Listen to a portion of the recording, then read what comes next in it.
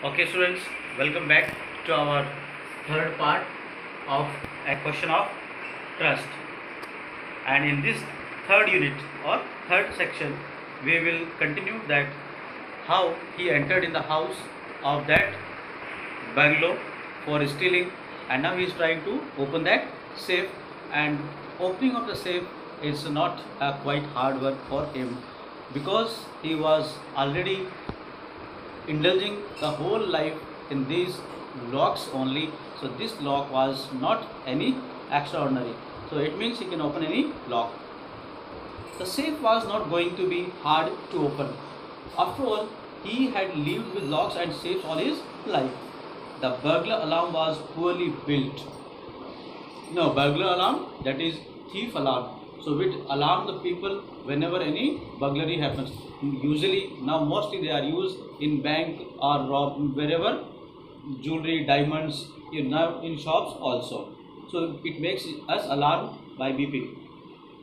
He went into the hall to cut its wire, and he knew that there was burglar alarm. So unless he cut it, it will make the voice. So he went there to cut that supply which was coming over there. Now we can imagine over here that there was wires coming over here. So for that wires, what he has to do, that he has to cut that, because that burglar alarm, it was there. So to make his safety point, first of all he went upside and cut that burglar alarm wire. He came back and sneezed loudly in as smell of flowers came again. When he came down after cutting that, as he entered, he sneezed a lot due to flowers, and that was due to his allergy from a fever. How foolish people are when their own valuable things are as thought. A magazine article had described his house, giving a plan all the rooms and picture of his room. The writer had even mentioned that the painting hid a safe. Now he was thinking that he is too smart, and the writer who has described about that, he is poor fellow. Poor fellow in the sense low in IQ. He says, oh, how poor that magazine editor. He described even the space, and also that how many people are there and where all circuit and all these burglar. So it was easy for him to manage the robbery. But Horace found that the flowers were hindering him in his work. But who was Hurdle? That Hurdle was flowers. He buried his face in his handkerchief. Now he tried to cover his face with handkerchief so that these essence of the flowers may not make him compelled to sneeze. And if sneezing will go on continue, it might be heard by someone, any neighbor, and may get called for him by police. So he has to cover his nose. Then he heard a voice say from the doorway, "What is it? A cold or a hay fever?" Now that voice was coming from other side, and someone identified and is asking that, okay, what it is? You're sneezing it common cold or a hay fever? Before he could think, Horace said, hay fever. Now ultimately if somebody recognizes our own disease, we cannot think and we cannot protest and we cannot make any lame excuses, and suddenly we say whatever it is originally, and he immediately without thinking any lame excuse, what he said, yes, it is hay fever, and found himself sneezing again, and as usual, as its habit, he again sneezed. The voice went on, "You can cure it with a special treatment. If you find out just what plant gives you the disease, I think you had better see a doctor." And that voice, which was standing outside or nearby, suggested to go for doctor for this disease.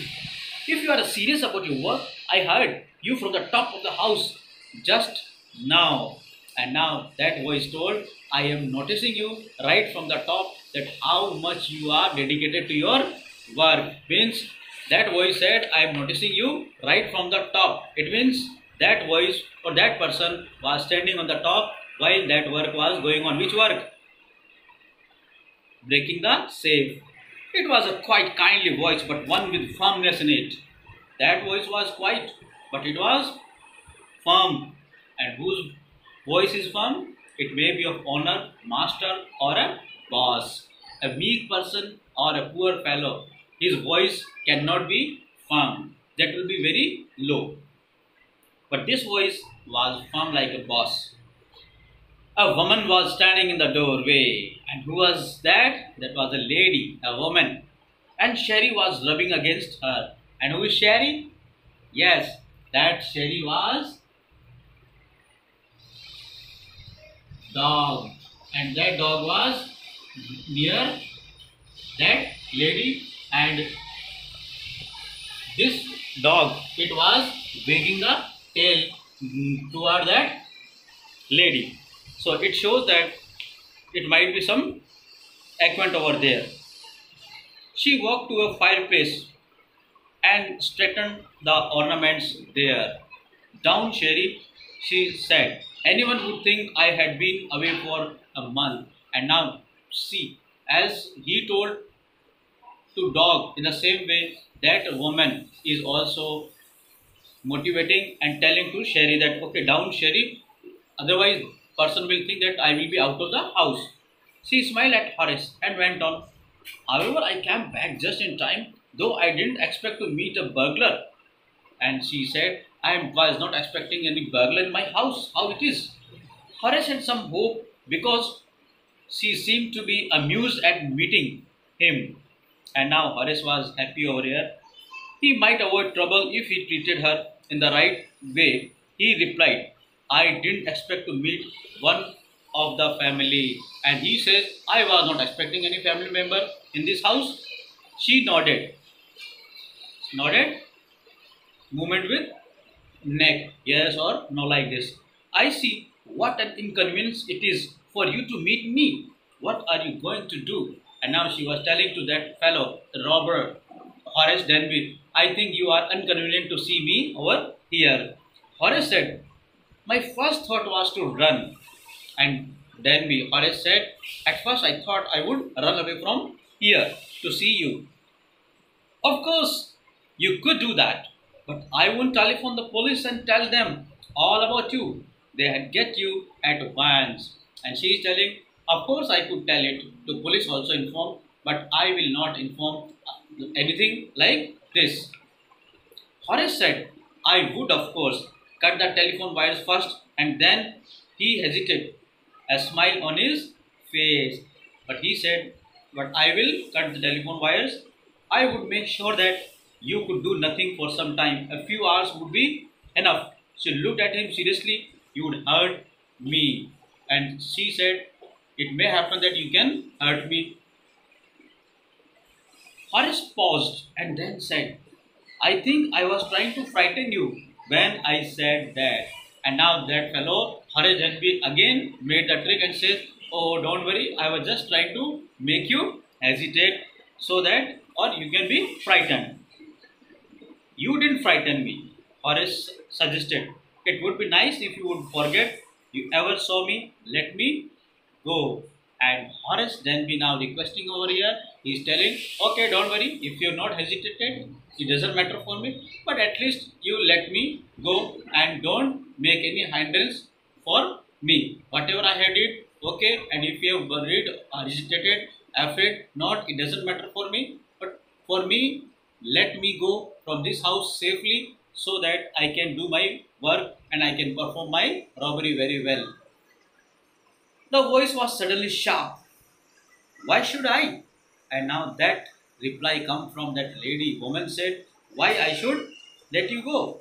You were going to rob me? And that lady is opposing and telling, this was my house and you are trying to rob me, and how can I let you go? And if I let you go, you will only rob someone else. And if I will let you go, you will go somewhere and you will rob to them also. Then how can I leave you? Society must be protected from men like you. And she is resisting and she has become rigid and she said, no, I will try to oppose you and I will not let you go from this. If you will go there, then you will again do this robbery and harm to society. And in this way, she wants to oppose and to stop him from this robbery. Now after that, was really she succeeded to stop him? We will come back again in our next fourth unit. Till then, thank you. Have a nice stay.